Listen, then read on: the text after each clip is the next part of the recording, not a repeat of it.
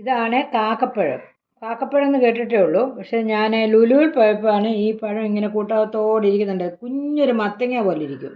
ഞാൻ കുറച്ച് മുറിച്ച് കഴിഞ്ഞപ്പോൾ നിങ്ങളെ കൂടെ ഒന്ന് കാണിക്കാമെന്ന് വിചാരിക്കുന്നത്. ശകലം ചെത്തി മുറിച്ച് തിന്നായത്. അപ്പോൾ ഇതിനെ കുഞ്ഞ് നൈസായിട്ടുള്ള തൊലിയുണ്ട്. ആ തൊലി നമുക്ക് ചെത്തിക്കളയണം. ഇങ്ങനെ ഉണ്ട് ചെറിയ തൊലി. തൊലി ചെത്തിയിട്ട് ലൈറ്റായിട്ട് ചെത്തിക്കളഞ്ഞാൽ മതി. ഒട്ടും കളയാനില്ല. നല്ല നല്ല ഫ്ലഷി ആയിട്ടുള്ള പൾപ്പാണ് അകത്തെ. അപ്പം മത്തങ്ങ പോലെ തന്നെ ചെറിയൊരു മത്തങ്ങ അത്ര തന്നെ ചിന്തിച്ചാൽ മതി. പക്ഷേങ്കിൽ ഇന്ന് കുറച്ചുകൂടെ ഇതാണ്, പൾപ്പിയാണ് സംഭവം.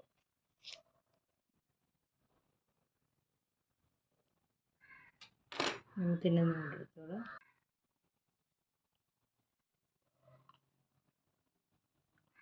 നല്ല സ്വീറ്റാണ്. എനിക്കിഷ്ടപ്പെട്ടു കേട്ടോ. മറ്റരുചിയൊന്നുമില്ല. നല്ല സ്വീറ്റ് ആയിട്ടുള്ള ഒരു ഫ്രൂട്ടാണ്. വാങ്ങിച്ചു കഴിച്ചോളെ. ചിലർക്ക് ഇതിൻ്റെ രുചി